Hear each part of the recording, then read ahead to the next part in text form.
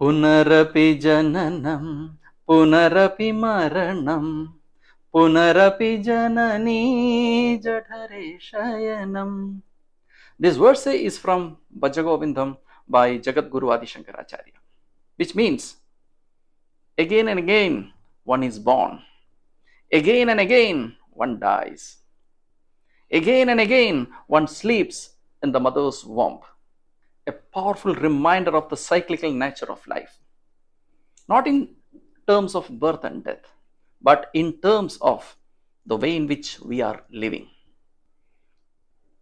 We wake up, rush through the day, chase money, glory, success, then sleep only to repeat all again tomorrow.